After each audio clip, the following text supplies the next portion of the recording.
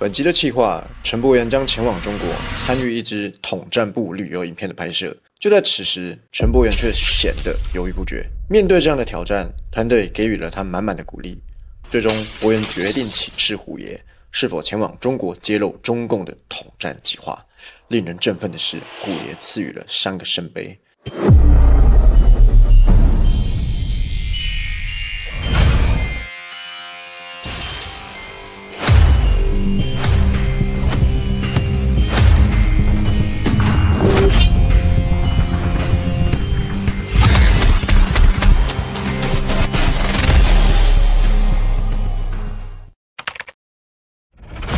现在时间是11月3号。今天我想跟大家讲，就是说，其实我们一起到大陆那里，它是很方便的，是不是像是在台湾的那些自媒体一直在那边讲的，就是说大陆有多么可怕这样子？我想要跟大家讲，其实这个都是统战的说法，他们想让台湾的这些年轻人不了解政治、不关心政治的人，其实我们才是最容易被统战的。这次统战部是希望你拍怎么样的影片呢？他有说啊，我们到大陆旅游，他落地招待你，你要给他发视频。如果你是有名气的网红，多少钱提交，然后他会给你。你想一下，作为一个网红，大陆给你经费，你到大陆说大陆的好，影响到的台湾是什么？支持我们不应该支持的政党，后面来实现我们跟大陆融合发展。当我们对大陆产生的经济依赖，哪天他要出任何政策，你就没有任何退路了。潜移默化的，就是说那里旅游有多好，美食有多好，让你没有防备之心。介绍一下厦门啊，还有泉州的景点跟美食文化，不会讲到爱党爱国，但会讲到什么？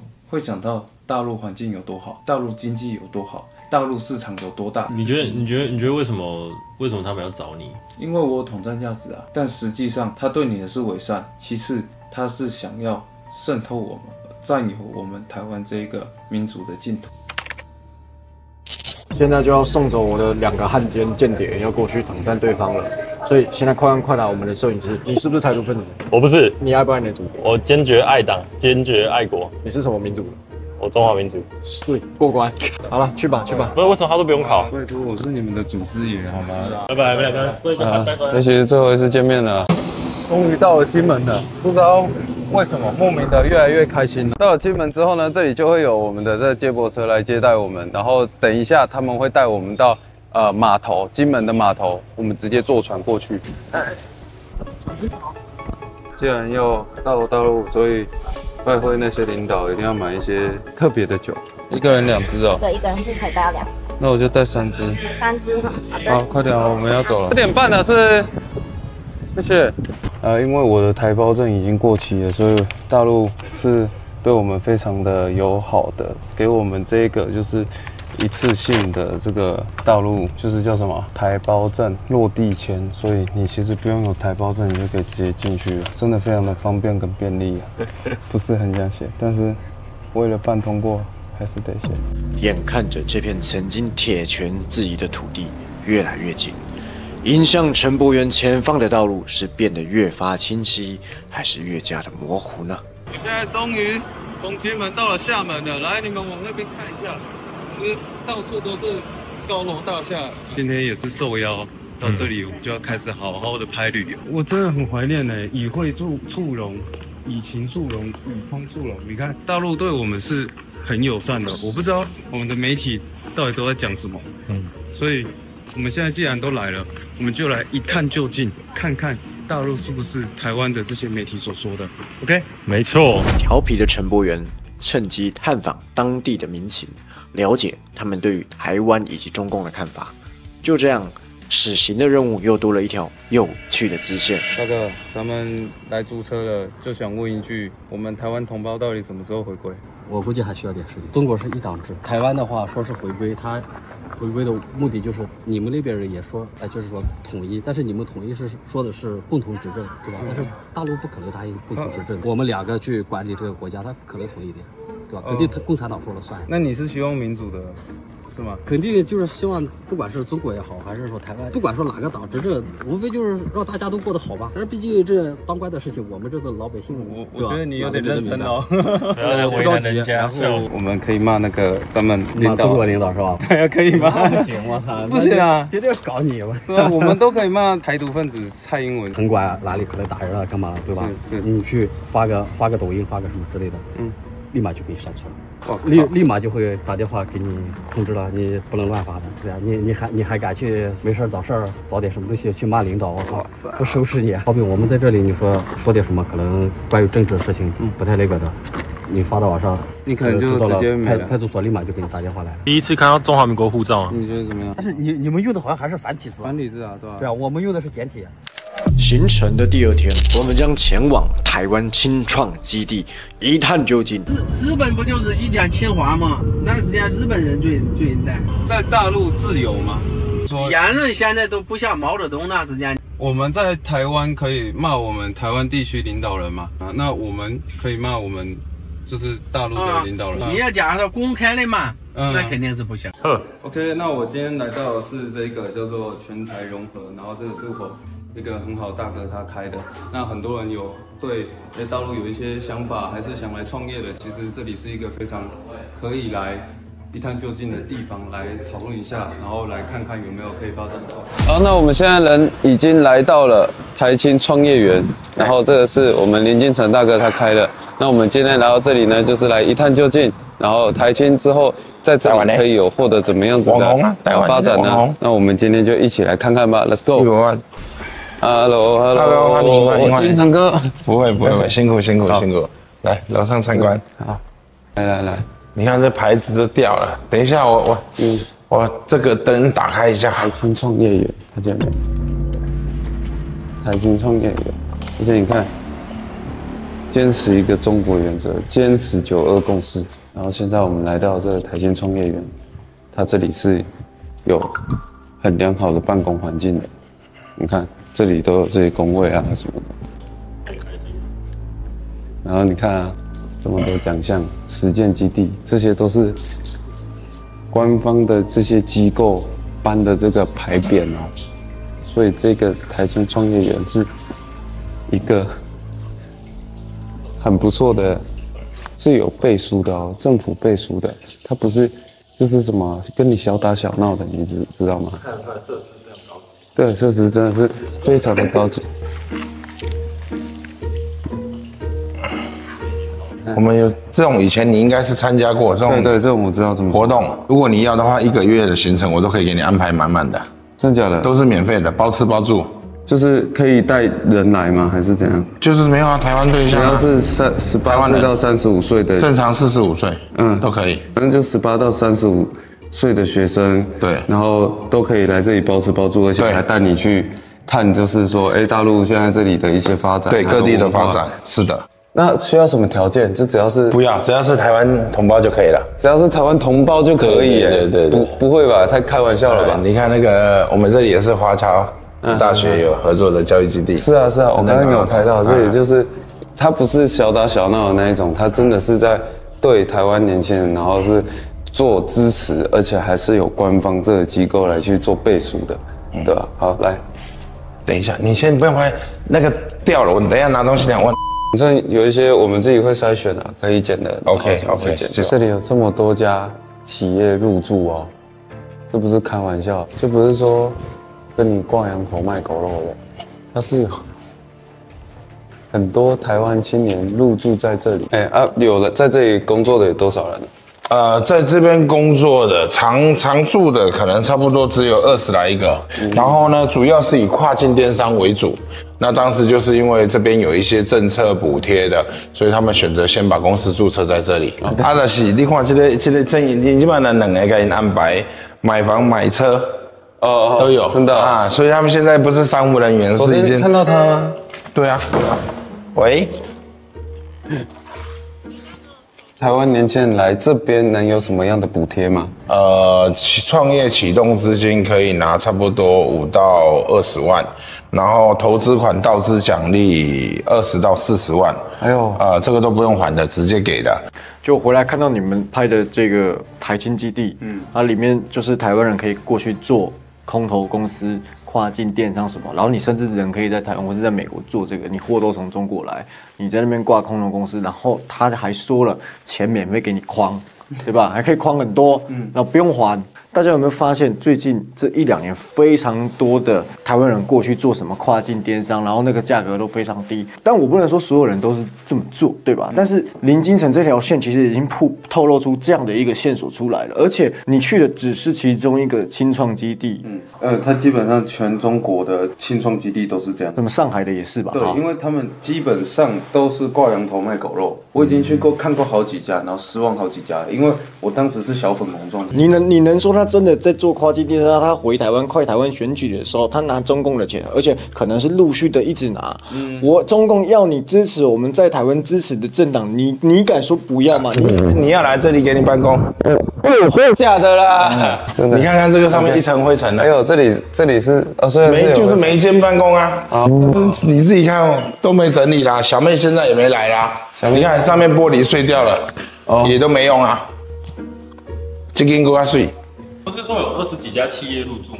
对啊，他们都在哪里？就在刚刚楼下，当隔了一间的、一间办公室，我等一下开给你们看。咔嚓洗做电商嘛，100个位置。当时是电商。哎呀，大哥，这个地方我跟你讲，招人你都吐血啊！真的啊。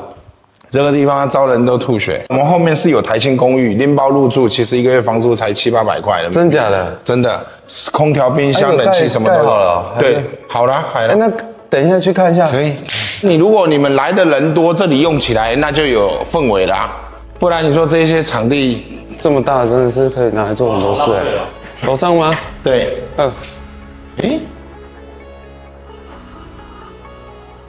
好像来到柬埔寨。灯开着的。Hello， 哥，你是真的有在做事这里变好漂亮哦。政协委员之加几些秘书，加这个头家啊，但是这摆无讲头家啊，这摆不爱讲啊。他是政协委员。当时就他给了我50万，让我来这边做的啊。哎呦，党员之家，这个真是党员之家这个没有正常，所有的现在的集团企业都会有一个这个。对，我们没有，我们每次办活动，如果有政策宣导，就是都来这边啊。想听你往上。我自愿加入中国共产党党的领导，是党的纲领。对你的最爱，你的最爱。没有帽子要拿下，感动吗？现在这些其实空着，然后。我的任务变成要给他出租出去。哎呦，有健身房啊呢，每天的。喂，郭会长。如果想要来的台湾年轻人找我，我就把你带来这里，我们一起来实现。喂，中华民族伟大。你说。那就改了，那只能那个3条6就是居住证。这边你再去市区晃一圈，可能你要建个20辆迈巴赫都绰绰有余。真的，监控无死角。是，在大陆最安全的就是监控无死角。第一，现在全部都是手机支付，所以不存在现金给你抢。那2呢，这边的天眼系统是无处不在的。所以现在就是入驻的这些企业已经200多家。对。我记得不是有1000多家还是什么200多家已经很厉害了。没有，200多家是台资企业，1000多家是内资企业，真的是很完美、很 beautiful、很乌托邦的一个快乐的办公环境。你说怎么？这个已经好像要走进酒店了。开了一家，想到这么的豪华天哪！一般外面听的都是 Benz， 都是 Rolls Royce， 你看这里。与众不同，还倒了一台，一进来就有一个便利店，不是包吃包住了，这里还是要付钱的。是啊。对，但是便宜啊！你如果补贴算下来，其实是还有到找的，还可以拿那钱去吃饭，它就这样隔成一间一间一间。哦，就是反正你有便所、热水器啊，有三厨啊，面层碰椅。旅游发展领导小组办公室班的牌匾，然后我们这里还是福建省对台交流基地办的人才港湾计划，中共泉州市委人才工作领导组办公室，他们是有政府背书的，还不赶快来，傻瓜你！跟党走，我们是不是就应该放心了，对吧？怎么样？想不想来？如果你想来，今天看到我们的这个青创基地，点下面链接，加入我们的行列，我们一起赚大钱。包鬼。参观完了几间台青基地之后啊，回饭店的路上，陈柏元与当地的计程车司机又有在进行的内统战的交流。可是我记得厦门应该是一个不错的旅游之都啊。现在没什么人，我刚从那边过来，到那边啊，你都看不到空的出租车、网约车，现在都停在那边等单子没有。那你这样做生意不就挺不容易了？哎，赚不到钱现在。你是说网约车这个行业还是各行各业？基本上都差不多。网约车赚不到钱，他们肯定也赚不到钱。我们现在连货拉拉的活都开始抢了，然后游客的话也是抢了一半，都没什么夜生活了。我都是跑晚上的，好多人都停不下来。现在白天都没有单子。你现在这样子经济水平怎么样？一个月？就这个5000块钱，以前连续2个月都是5000块，这人基本都不在厦门了，在国外。跑去国外干嘛呀？做生意啊。你想去国外吗？我连国内都混不清楚，还去国外？这个的话跟以前相比，整个人有点差多了。差多多啊？至少差了，不说1/3、1/4有吧。经济不好，不是说厦门不好，整个大环境，整个中国或者国外，乃至国外也一样不好，搞得大家经济不好吧？是。大家手里没钱了嘛，是吧？就不会像以前乱消费了。像这种娱乐场所这一块，就几乎有点前倾覆没。以前我这一晚上那种坐台的小姐，我起码要拉个7到8个晚上。我现在是半年都拉不到一个。哦，是不是因为经济不好？对啊，经济不好嘛。台湾目前我们小老百姓没什么感觉，天天叫统一打。你要打就直接统一过去，是吧？你老是吊在这边一直说，搞得大家都没心思赚钱，是吧？以前马英九啊那些人一样，这样圆滑的转来转去，保持现状嘛，是不是？两岸就融合了嘛。对，这种政策怎么说呢？反正表面上是都很民主，很多东西明面上都是民主的。那私底下是怎样？私底下咱就不知道。你就好像，国家说，言论自由，我们中国也是言论自由。中国有言论自由。但是呢，你在网络上，你敢说不好的话，可能说了影响不好的话，可能私底下警察就打电话来叫你过去泡茶了。那你觉得你希望国家民主吗？还是？那当然希望，那不可能。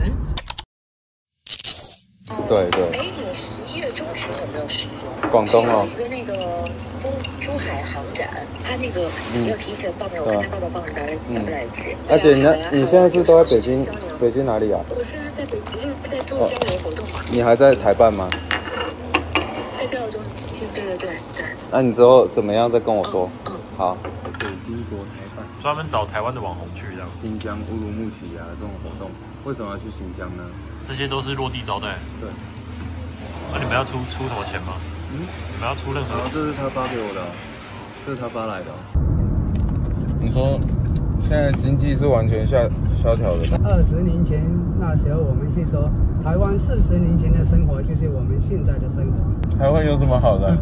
比我们这边好，经济那些都好。今年不管是生意上面，是打工族方面都很差。现在我就感觉好像大家都躺平了，还是？躺平了。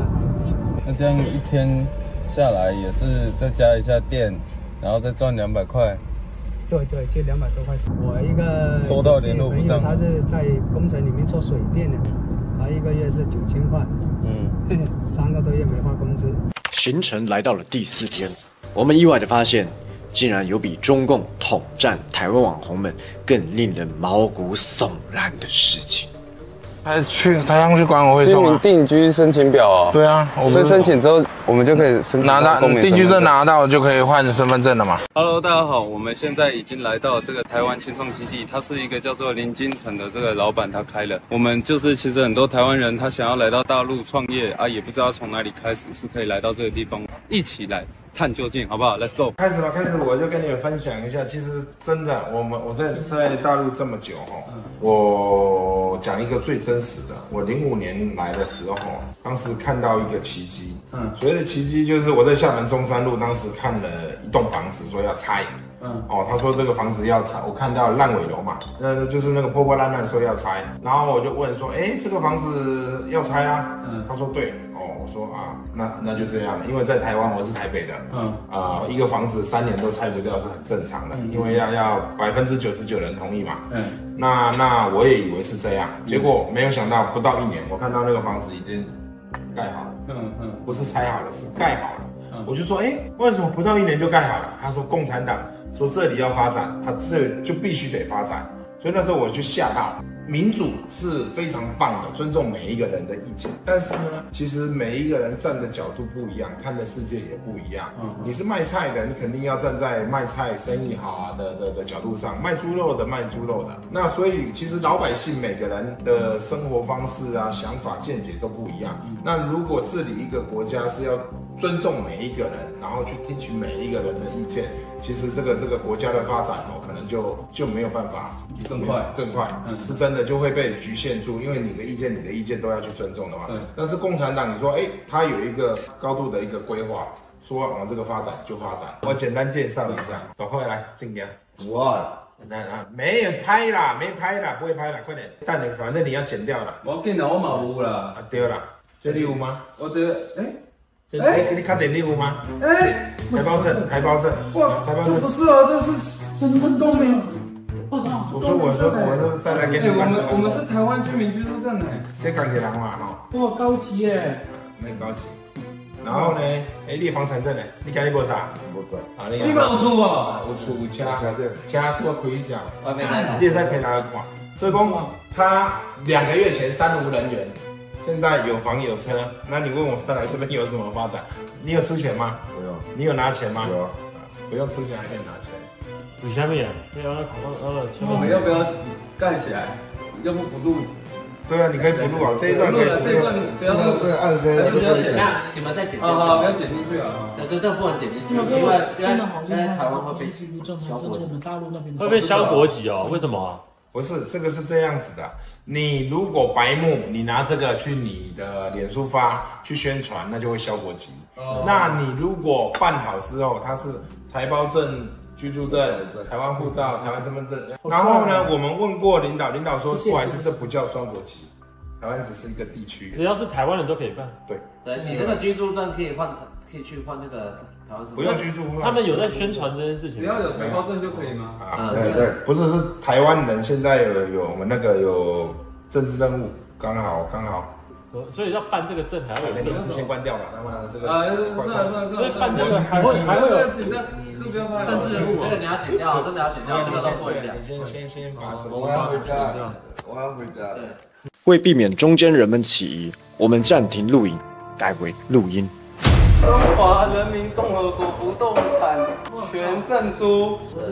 他办这个，香港人没有。香港人没有这个。这是台湾可以，为什么只有台湾可以啊？因为台湾还没回归，香港就回归，它已经没利用价值了。有了身份证，有房有车，有钱拿，那其实它的原理很简单啊，因为现在市场经济不景气，然后房价几乎腰斩。那你比如说这一套房子，原来行情价是200万，可是现在已经跌到100万了。那跌到100万的时候呢？假设你这个其实深有体会了，就像你那台车一样。这台车你买的时候首付交了，假设30%，这个房子200万嘛，你首付交了30%就是60万，对不对？然后这5年来，你可能按揭还款，1年还个10万，5年也还个50万了嘛。你已经还了110万了。200万的房子嘛。对。就房价现在跌到只剩100万。银行说你还欠我90万，再加上利息，其实他要还100万。所以就然后想转手。然后这套房子现在你还欠银行所以你现在辛辛苦苦再把这100万还掉，得到一个只值100万的房子，你要不要？不要。很多人是不干的，甚至月供就还不起，甚至不供了。对。那不供的时候，这时候我们就可以商量说，叫他去把这个房子买下来。那买多少钱呢？200万肯定是评估不到了，但是可以做高评高贷，评估150万。那评估150万就银行贷款贷个8、5成，就贷了127万出来。请问银行可以贷款啊？对啊，然后他用大陆身份证就可以轻松买，他就不担心你跑了嘛。请问大陆身份证一定要有台胞证才可以办出来？对，现在任何国家都只有台胞证可以。那这样150万一个人普通人就可以贷到150万人民币，500万都可以贷。那个你先听我说嘛，那台湾要办个可是我不可能500万对吧？不可能太高了。150万之后他贷了127万嘛，那127万给房东110万。所以你想，你本来已经付了110万了，结果这个房子现在已经不值钱了，结果最后你还可以把110万拿回来，还不欠银行钱，你愿不愿意？他就愿意了。所以你看，拿回110万现金，你开心，那这套房子就归他喽。那银行本来是你不还钱的，是要断供的，还要起诉拍卖这个房子的，现在都不用，有人续贷了。所以银行开心，你开心，他1分钱没有拿到这套房子，他也开心。那127减掉你的110万，还剩17万。扣掉税费、中介费，他还可以拿个5、6万块啊，就是大哥，就是这么来的。大哥，所以他很开心。那这样办国籍要多久？1个月吧，1个月啊，1个月办下来了。对啊，1个月身份证拿到之后，先帮你办一张信用卡，信用卡你就先有个1、2万，先将就用一下啊，有借有还，有记录之后，在下个月就可以买房买车了。我自己欠了600万，欠600万啊。但我挺开心的，为什么呢？借出来钱是可以花的。对，你想，你借100万，1个月只要还4000的利息，那1年还5万的利息，你就算拿50万去花，你再留50万都可以还10年的利息，你慌什么？那他们为什么要这样借？这样银行都不会破产了。破产那是银行的事啊，大哥，人家都不担心，因为有一堆傻屌把钱存在那边，让他把钱再借出去了。他这样算不算割其他中国人韭菜？对啊，你一定有钱嘛。我借我几万来亏点的。哎呀，你没有欠啦。你要么从台湾借钱来这里发展，要么从大陆借钱回台湾发展也可以。国籍没办法放弃。国籍没办法放弃。尽量不要带回台湾。你这婚还输不起来嘞？尽量不要带回去。爆珠的吗？真的，因为你可能就会被认定为是大陆人士。对啊，就取消你们台湾那边国籍就完蛋。像他们现在就大量组织的台湾年轻人过来办贷款，贷完以后再回去，然后大家对半分。真的假的？对啊。那是哪一间银行还是？每一家银行都可以啊。那我可以跟你合作吗？就是说我带来，然后如果有赚钱，大家怎么分？可以啊，我们带来，我们来带啊，带来啊。然后我们那个蓝色的拿过来一下。你们看一下，我是帮政府的，我是引进台湾青年来创业发展。哥，那我们可以怎么合作？就是因为我现在台湾也有很多粉丝嘛，那所以就是说看你怎么带，不能太高调。像我之前本来找那个张安乐。跟他们谈，就是让吼叔他们去谈是什么？只是我担心你这样子，你也会出事。那等于是，如果你这么弄了，他们过来，我们不管是帮他们注册公司，帮他们办贷款干嘛的，有房有车有钱了之后，你想干嘛你就能干嘛。不行的话，你去摆摊，台湾夜市也很 OK 的。大陆也夯这个。是。太多人办了，厦门4000多个就在排队啊。那个淘宝的东西往台湾卖，台湾的虾皮就是这个样子，90%都是大陆人在做，不是台湾人的账号，这个是事实。那我注册公司加帮他送签这个，我是在跟人家收个2000块，那他们有人跟人家收5000块，人家也愿意。像这个昨天他跟他老大那边要收1万，他老大也同意。那这个 Kevin 好像是跟他们收多6000来收多少，他们也愿意。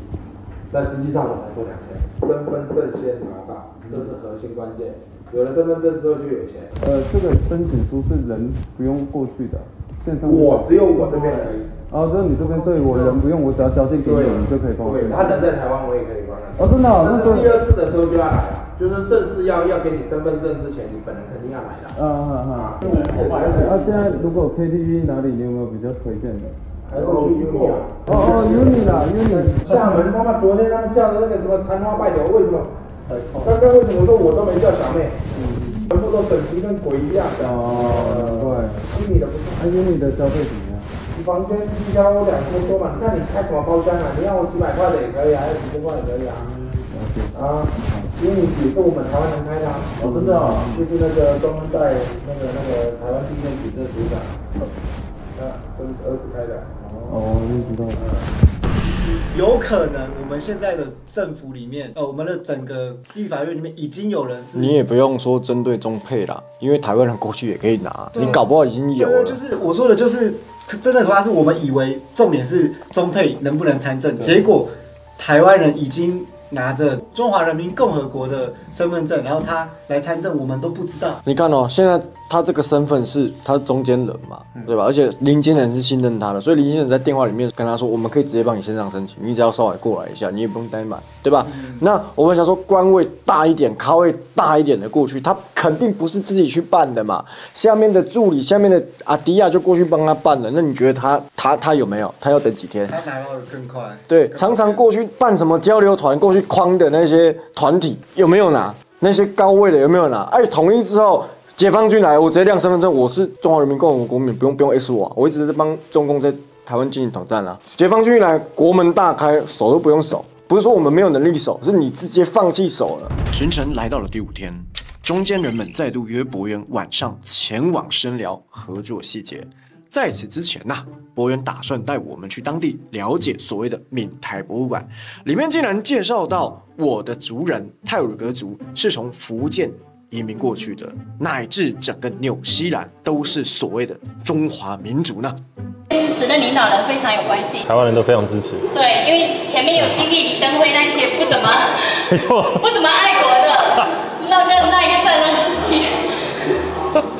然后其中有一个非常重要的一段话就在这，陈仪在那个授权仪式上发表的讲话是说，从今日起，台湾及澎湖列岛这次重入中国版图，是重新纳入。所有一切土地人民皆已置于中华民国政府主权之下，此一即有历史依之事实。本人特向中国同胞及世界报告周知，台湾现已光复。可是他说的是中华民国政府。没关系，都是中国人。我好惭愧。到现在已经有150多年的历史，这个是在这些代表作品当中非常具有意义的。你说这个作品有150年？是的。真假的？真的。它是台湾送过来的。对，台湾的理源局以及林保义捐赠的。其实这边有很多的作品来自台湾跟我们福建共同的，能够两岸的故事，两岸一起诉说的。对。为什么150多年来还这么新呢？风吹雨打都不会变色的。这个是我们的一个林成帝写的一本书，叫做《东番记》。它是记录了台湾西南海岸一带少数民族的生活跟文化风貌的。那我们怎么知道早期台湾跟少数民族是如何生活在一起的？温先生的祖先呢？文献资料它有非常详细的一个记载。太鲁阁来自大陆，懂我意思吗？就是你可以参照少数民族的服饰来尝试一下。听到了没有，温先生？你们都是中国人。温先生听到了。那大家跟随我的脚步来到我们的。第3个部分，人家是有文献记载的，你不要不认祖归宗，不要再科学根据了。他一直说南岛语族是汉人的语言，我整个哈原住民是从大陆，然后当时海平面上升的时候，那些海峡人过来之后，随着海平面上升之后，这些原住民就留在台湾了。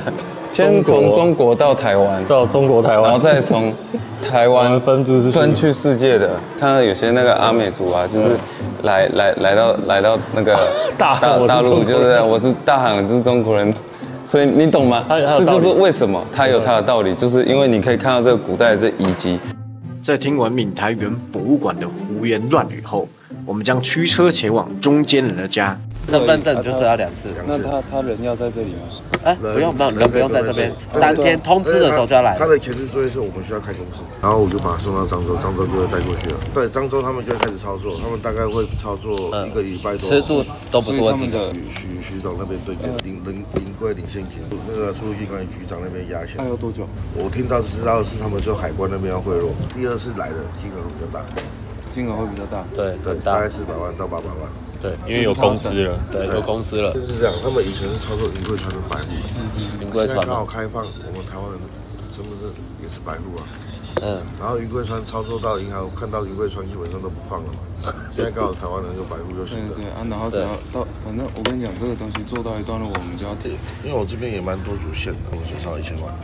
这个大一个人吗？一个人。对，前面这个比较快的，我们先赚第一桶金。那这里可以换 U 哈，U 也有，换 U 可以，但是用 U 最快。大陆就麻烦，但是你说要换队的话，我们这边认识很多做虾皮电商的，常常都要换。因为我们钱是一定要到台湾的，因为我这里有非常没有都有。我们后面有老大，你可以到我们老大招待所这边都可以。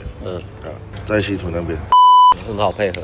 因为我们现在台湾当部这边的人是比较好控制，因为他要是敢怎么样的话，我跟那边主点也是这样讲。但是我比较担心的是说，这件事情爆的话，最坏的打算就是你会被台湾销国际哦。这边爆是直接大陆这边就出事了。所以说正常来讲，人头就是拿20。我们那边目前操作到最高是3000万。我们派过去的一个同伴，他是超级台派台独的。钱摆在他桌上，要不要办身份证？要不要带人过去框？要不要当中间人？他心动回来，想要说服我们干完这一票，再把纪录片播出去。对，我说不行，认为自己可以把控得住。他给自己洗脑的概念是什么？我台独，但我赚中共的钱，再回来台独。但我们都知道，中共不是北七，他不会让你免费的框，你要付出惨痛的代价。刚才说的跨境电商啊，我在拿中国的钱，我觉得我可以跟这些意识形态都没有关系，我就只在赚钱而已，我不会因为这样子就投共啊什么之类的。但你就是会慢慢的，当然金额越来越大的时候，你就会逃不出这个陷阱里面。是，所以真的是会越陷越深啊。而且这个还是比较上层一点，还有比较底层，就是你带统战团过去，你当中间人去给人家框这个钱，这钱当然是比较低的，但他带的人可以更多团。你知道，因为我现在太多，我全部都在空中见，全部都还在办护照跟那个台胞证，你知道吗？我问一下他，假设他带的1000万啊，500是成本嘛？他这成本里面是关说啊、贿赂的这些钱是？我这样讲，这些其实操作，老实讲都是银行行长自己来搞的。啊，对，就是行长他自己他妈的放口袋的啦，然后这是他的成本啦。对，他到那里就要赶紧捞啊。对，不是他们银行行长可能待了剩2年要卸任了，或换别的地方，他们就开始放。对。然后放到下一任的时候，管他去死。换下一个人去背了啦。反正银行业绩呆账率也是下一个行长去看的啦，对，又不是他了。只有这个行长这个头在配合。这时候行长还蛮重要的。我们都有人带。这样我懂。对 ，OK， 好。这个福建是习近平的发基地，福建帮。福建帮纲里面提到，什么福建的任何行长，因为都是轮调的，跟着这些舔共的台湾人，还有这个福建当地的官员，还有台商、台青基地一起在骗钱，这是中国人民的纳税钱骗过来，然后进行这样统战的交流。但说实话，确实对台湾统战也是有成功的，它就影响到台湾人的。对，真的对台湾是有很大的影响，难怪我们现在台湾的政治环境乱成一锅粥。习近平真的他知道这件事情吗？就是我本来就是有拨，譬如我有拨1000万的统战经费给你统战部，他这个银行行长跟当地福建的官员，还有台湾台商台青在中间的贪污，这是另外一件事情，这不是统战部这边的经费，对，这边是我习近平估计不知道的事情，这边可能就是当地政府的财政收入，或是我中央拨下来给你的钱，你拿去摊掉。这次也是揪出了这个全世界最大的两岸合伙的诈骗集团。统战部的经费是那种统战部交流团带过去那些跟国台办的，然后你这边是自己私下贪污跟那些台商当中间人的，这是2条线，但同样都是在对台湾统战。他们最后目的都一样。就是能统战台湾，统战到能直接领身份证的这种地步，真的是很夸张。行程的第6天，博远将前往厦门的百货公司，看看中国的经济究竟如何。OK， 你可以看得到我们的经济是非常繁华的。中午12点快1点的这个时间，有人吗？人山人海，我只能说。人山人海，人山人海啊，真的是人山人海。还有阿亮鸡排，我靠！阿亮鸡排居然写中国台湾，阿亮鸡排写中国台湾，所以这样算是很不热闹的。你觉得呢？你觉得呢？假日来说的话是不太热闹了。对，今天是假日那厦门的人都去哪了？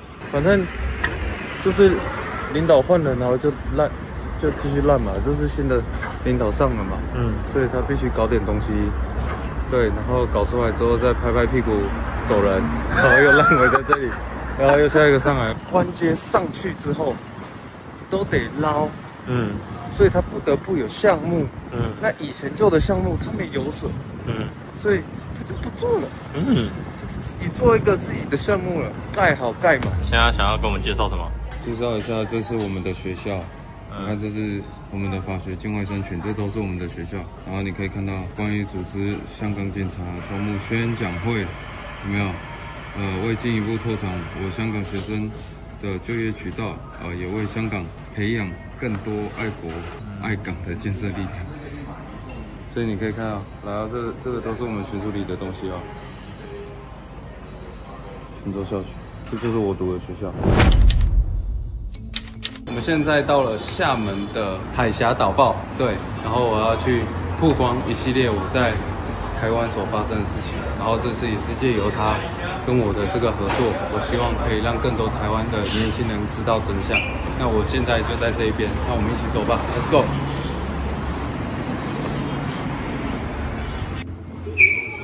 欢迎，我现在即将要去跟他们见面。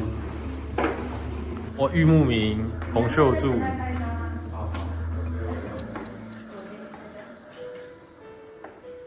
连战、王金平、韩国瑜。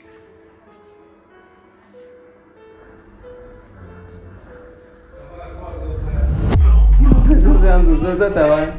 这段时间在闹的东西，对吧？你就不用讲政治，就是做这种神经病的。对啊。我现在就是走这个。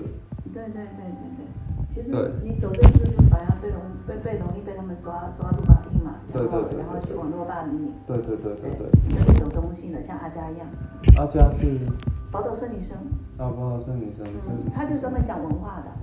就讲两岸的文化什么这些。讲宫庙啊，文化这些对，但他的粉丝不如你多。他有跟你们合作吗？有啊，他也有跟我们在合作啊。真的。我帮他在制作。我跟你讲，我是共产党。我知道。你知道。然后你说一般台湾人一般的台湾人的话是这样子，我们现在有个台青基地。在哪里？在我们原来的那个艺术中心，你也去过那个旧的地方，然后准备要搬到附近来。然后这个台青基地就是有孵化台湾青年，就是有一些台青入驻，然后这边大陆有很多的补贴嘛，有什么补贴，什么居住补贴啊，什么之类的，然后就孵化他们在里面帮他们成长这样子。还有另外一个产业叫艺术中心，我们导报的另外一个产业那一边。对，然后现在准备把它搬到这附近比较好管理，有个青创基地，然后还有一个海峡书院是做一些培训啊，两岸的培训啊、书画啊这些七七八八的。因为这两个业务是我今年刚刚接手的，所以我现在也在整顿这两个业务。对。所以我们不只有这两个业务，就是但是一般人参加这个，他可能博源是比较网红的，所以他们跟你合作。我们还有孵化一些台青，就是比如说他们做内容，然后帮忙维护后台这样子。他们做网红，然后你负责帮维护后台。对，我们负责帮忙维护。他们这样就不用找比其他人来帮忙。你可以跟他组队。至少我这样子的话，我至少身边有人可以跟我一起，在台湾发声这样子，对。这个样子吧，这样可能我看找新党那边问一下。新党哦。问一下新党那边有没有年轻人愿意出来。在台湾的。对，你要在台湾发展，肯定要在台湾的。对，我觉得我当然是希望说可以在台湾找一些可以就是合作的台湾年轻人。就很像是我们做完影片，然后你们会丢到抖音，然后海峡导报这边可能会出报道这样。对，我就帮你做这样子，对。如果有一些可以，像是说跟我合作的那种，我会觉得我或许会想走台湾政治，因为台湾你20岁以上你就可以选举了。你准备去选举是吧？对啊，我想要选下一届的议员这样子。这可以，这个路是可以。那你真的可以去依附一下新党。我觉得新党或者统促党确实是你未来的方向。如果是你要选举的话。对。然后我就是需要有一方势力，然后我之后想去选议员，这样子，先选议员这样子开始，慢慢的去提议啊，然后立委上去这样。因为像国民党他们现在在台湾的基本票都是年纪比较老一点的，其实国民党很缺年轻的血液。就像连胜文这样子，或者卢志阳这样子，背后得有个大佬。那国民党，你要去加入国民党吗？如果你们愿意派我去，那我觉得我 OK。那如果说我去加入其他人也可以，对，怎么样发展会好一点。你如果要选的话，就肯定要加入政党。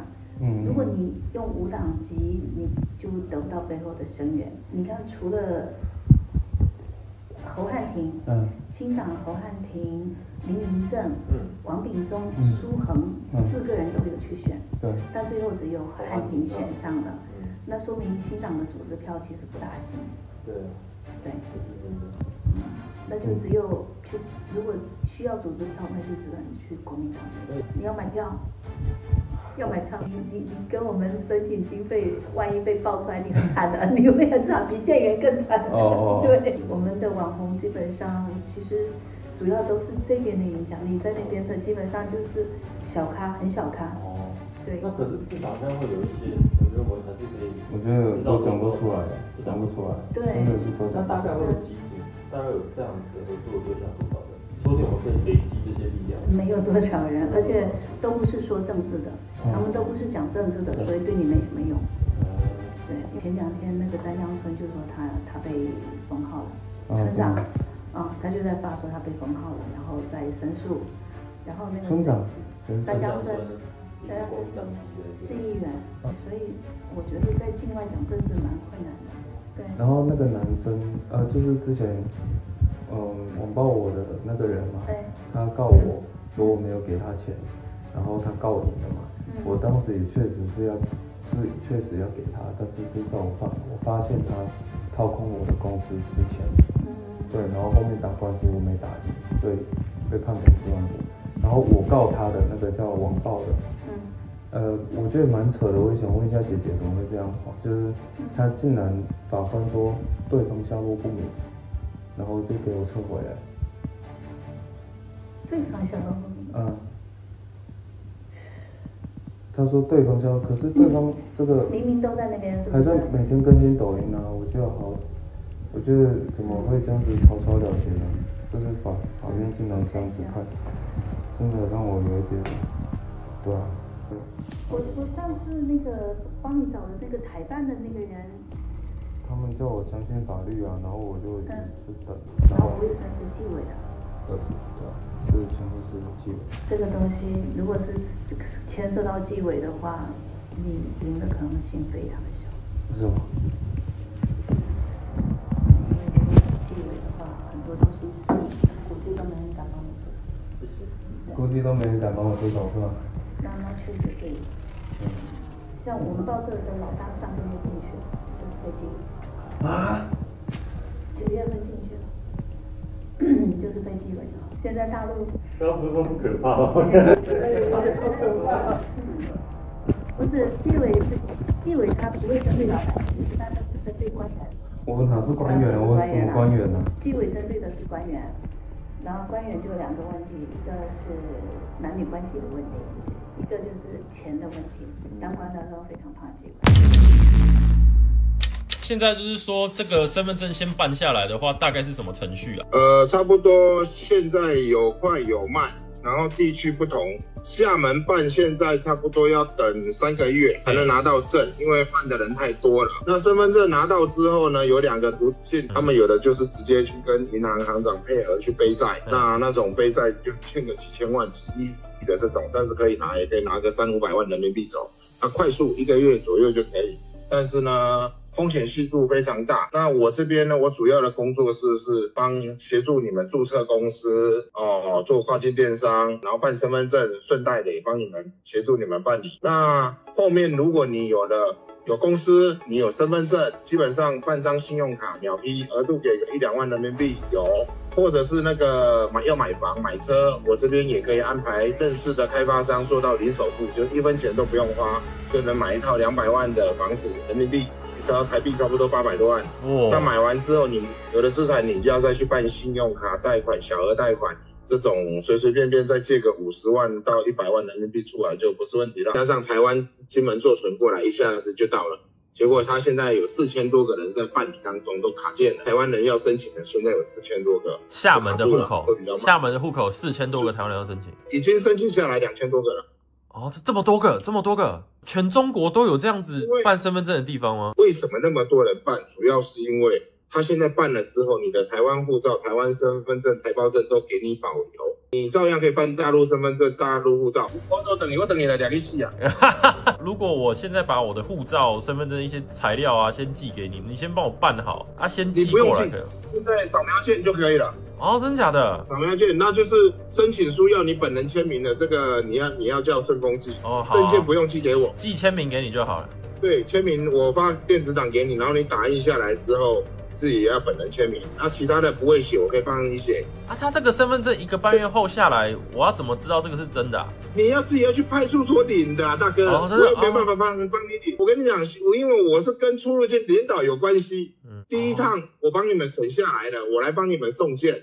正常是你要本人来送件，送完件以后审查完通知可以的时候才来办第2次那个你那个申请回执。之前那个小宋还有那个谁啊，小宋另外一位是不是最近要回台湾？苏世恩吗？对吧？大胖子他们嘛。我想说，看他们回台湾，顺便去找他们。知道我们在那里有多刺激吗？都不怎么敢在往里面发消息。你们第一个想法是什么？莫名的安全感，因为在那里提心吊胆。Hello， 你知道有多刺激吗？记得一下。8点回光8。竟然就是说，他们国内哦，10个有10个全部。现在经济超级烂到炸。他们自己其实都知道。对，他们其实现在也知道。然后我问他说：“那你觉得会是什么原因呢？”他们也说不知道啊，就只是过得很苦，但我不知道发生什么事情。对，到底是怎么了？对，到底怎么了？他们一直在想到底怎么了。他跟我很好，好到不得了。聊天聊到一半了，他突然说：“你知不知道有一个叫做摄图日记？”我就说知道，你知道，因为我那个完全没 say 啊。我说我知道这个人超垃圾的什么东西。他说对，我也是觉得他真的超垃圾的。然后他就说什么，但是就是可能5%我觉得有那么一点认同，对，有那么一点道理。然后我们就开始聊一聊，他就开始对，为什么什么东西，他就开始这么疯狂觉醒，你知道吗？他们的认同是这片土地，但他们现在对党的认同越来越少。对，完全是减零，因为他们也有很清楚的讲，经济好的时候哦牛逼嘛，真的牛逼，但是现在经济不好了，那他们也不知道该怎么办。他说经济不好是政府的问题嘛，但是不能骂政府，就是对他们没有抒发管道。他们现在还说，他说是要摄图日记吗？什么东西？他说他们平常没事的时候都是因为没有地方有能跟他聊天的人，然后还什么，就是他需要有情绪抒发的窗口，然后他每次都是返海外，然后来去看8、9影片。他们到现在还不知道我认识他，你知道吗？所以这一次炸下去的话，我觉得会引起两岸人民共同讨厌去舔共的台湾人。没有，这就是他们要统战我们，所以他们自己出了这个问题啊。你今天不做这些统战的事情，他拿这些钱回台湾，他肯定也是弄在黑恶势力啊，弄在宫庙那些啊，真的很乐。但是听起来蛮诱人。我们这边一人1000万就4000万了。对，1000万是人民币4400万。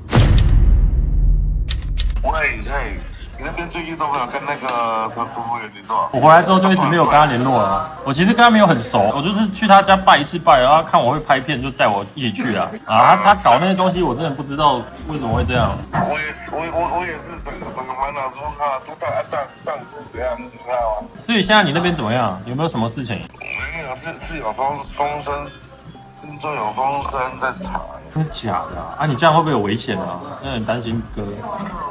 这还好啦，只是说我们现在办证的地方全部都转移。因为我打给博源，他也没接啊。我现在担心的是说那个身份证的事情还能不能干？可以啊，我们照干啊。啊，所以我还是可以送，就是笑脸哥过去你们那边，然后我们去办那边当地的大陆身份证这样。漳州，我跟你讲，漳州这边你时间人来，早上办，下午拿证，然后大概5到8天左右直接出身份证。哦，不知道，我是怕你这样回台湾还可以吗？是还好，没有拍到我。哦，他的电话时时被监听。他跟党员接触了，然后党的业务其实也还好。你说这算党的业务哦？对。哦，我以为是那个行长是没有让上面知道，原来他们都知道啊。都知道啊。哦，那这样不就是大家一起赚，其实也没什么风险，那也不用怕啦。对啊，是没什么风险的，因为这是中央下的任务啊，下的统战计划之一啊。统战计划？对啊。哦。统战计划，这跟统战有什么关联？这跟统战有什么关联？有啊，你台湾人大量来换身份证的话，不是台湾人基本上到时候公民都是大陆人。我是想说，台湾现在在查，会不会我也很危险啊？我也很担心我自己。其实查不查，我跟你讲，等到台湾真的发现，就是要去彻查了，这样彻查，已经发现20几万个人都办完身份证。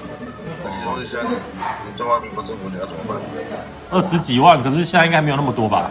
我跟你讲，10几万有。我这边有统战处处长了。统战处处长啊？对。谁啊？你说福建的？对，福建的。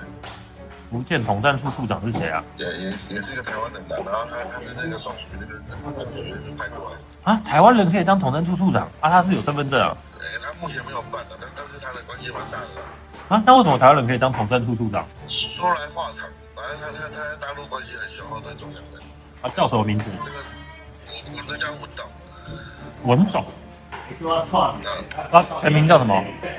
全名我不知道，只要确定你不是台独的势力的话，基本上这个都可以搞定的。不是啊，重点是你真的想要搞这个钱，真的12月份前至少要来先拿到身份证。好，我想一下，你让我想一下，我明天跟你联络。对啊，你说10几20万人已经领了，一个城市3、4千个人在排队，统战部的钱是统战部了，你这边的钱是不是民生当地要用？是不是维稳要用？是不是这个医保要用？社保要用？养老金要用？5险1金里面的用？你挪过来给人家摊？我觉得真的是蛮可怜的一件事情，就是说，就大陆人民真的蛮可怜的，他们竟然拿着就是大陆人民纳税的钱，然后去供养这台湾这些舔共的台湾人，然后而且台湾人一个人还可以拿这么多钱，这也是小粉红几辈子赚不到。这些钱真的是很庞大的一个数字，而且是只有我们台湾人有。对，它里面提到香港人已经没有这个福利了，对吧？啊，因为已经这个大家已经被框去了，对，这边来说已经结束了。所以现在我认为台湾一直以来有这样的声音跟这样的人，你们台派一定会帮我挡住。那所以呢，我就这样子，你们会帮我挡住，我就去做这些框的行为、骗钱的行为。当你今天没有这个身份证，就会变成像刚才说的香港。但我不怕，因为有号你帮我阻止啊，我可以继续赚钱啊。这样子他们就很奇怪，因为他们在台面上、在网络上又会说啊，你们不要一直在那边喊抗中保台、抗中保台，但其实最希望抗中保台的，搞不好是他们。他知道他失去这个身份，他就没有这个钱拿。林金城讲的非常清楚。但他又不可以太推崇我们，让我们的声量高过说哦，好像全台湾的人都要一起抗中保台，因为如果全台湾都有这个意识的话，他很难赚到这个钱。你一定要知道说民主的价值，它到底是哪里？我们身为民主的富二代，民主是有多么可贵，而这么的让中共想统战我们。其实我是受马英九执政教育的人，你知道吗？就是在2008年我9岁到2016年的时候我17岁，我们家又全部都是挺蓝的。那在那个时候，一度曾经相信说马英九他所说的两岸交流可以换来两岸的和平。可想而知，无论你多么表忠，你都可以被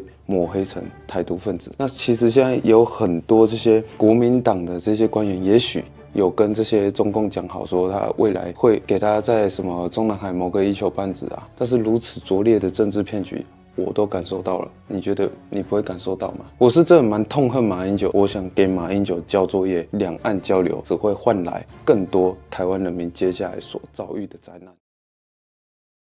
经过陈柏元这次的旅程后，不仅戳破了中国经济的假大空以及统战台湾网红外，更是揪出了福建帮派系与台湾中间人们利用统战的名义行贪污之实，加速恶化了中国经济，甚至让台湾人已经拿到了中华人民共和国的身份证。而这之间又有多少人在台湾的政府机关做事，甚至当上了民意代表呢？想想都令人觉得毛骨悚然。面对国民党提出了两岸人民必须交流或是合作的主张，我认为现阶段所谓两岸人民唯一能合作的事情，那就是灭共。关了。我要反攻，反攻，反攻，反攻，反攻大陆去，解救全中国的老百姓，实现三民主义。我要反攻，反攻，反攻，反攻，反攻大陆去，这才是真正中华儿女该有的骨气。我要推翻，推翻，推翻，推翻共产主义，那为本就属于中华民国沦陷的土地。国父说革命尚未成功，统治人需努力，推翻专制独裁政权必须动用武力。我要反攻大陆，反攻大陆，反攻大陆，继承国父的抱负，反攻大陆，反攻大陆，反攻大陆，把民主带回大陆，反攻大陆，继承国父的抱负，反攻大陆，尽管是庞然大物，反攻大陆，击穿中共的套路，反攻大陆，把自由带回大陆。1911辛亥革命，中华民国早已成立。1949中国的建立，到底是谁搞独立？